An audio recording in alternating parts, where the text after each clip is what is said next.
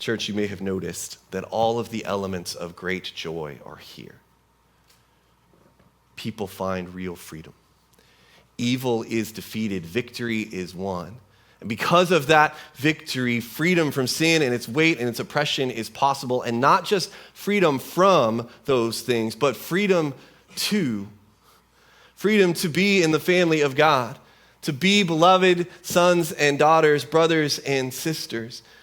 Freedom to create community, to create family, to create little pockets of the kingdom of God, little glimpses of eternity that we can see and experience here today.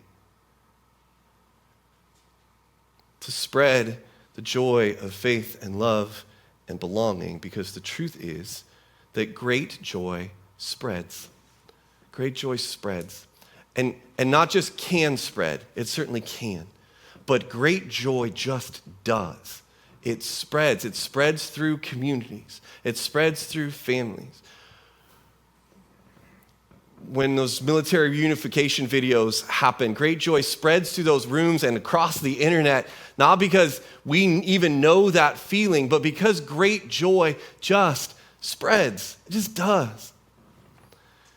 Joy is contagious. And so if our joy isn't spreading, I think it's worth asking why.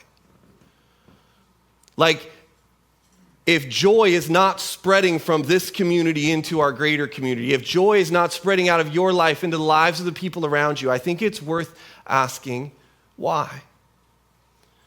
Are we not actually experiencing freedom?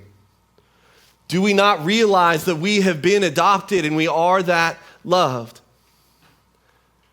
Have we let the bad news make us forget that we have good news of great joy? Or do we think that most people actually would prefer not to have the great joy? Which I know sounds a little bit ridiculous, but I think this is actually in how, I don't believe that's true, but in how my life actually gets lived out, I think this is a hang-up. Do we go, no, people actually are better off with the life they're living.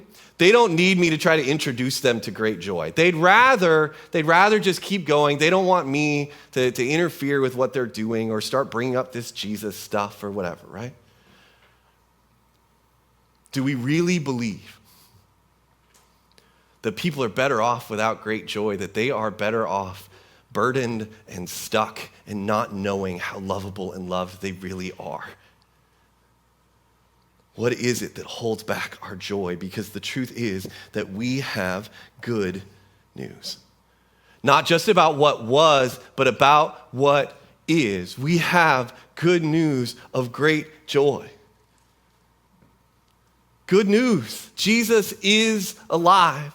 The kingdom is here and is coming. His return could happen at any moment. Evil is defeated. Victory is won.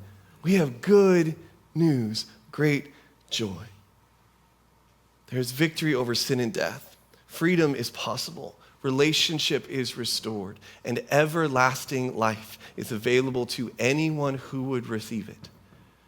To any of us who go, yes, I believe that Jesus is who he said he is, and that God raised him from the dead.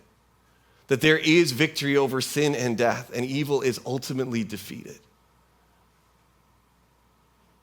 There's freedom and there's life. And all of that is cause for great joy. And great joy spreads. It creates great joy in families, in communities, in nations. May that great joy spread.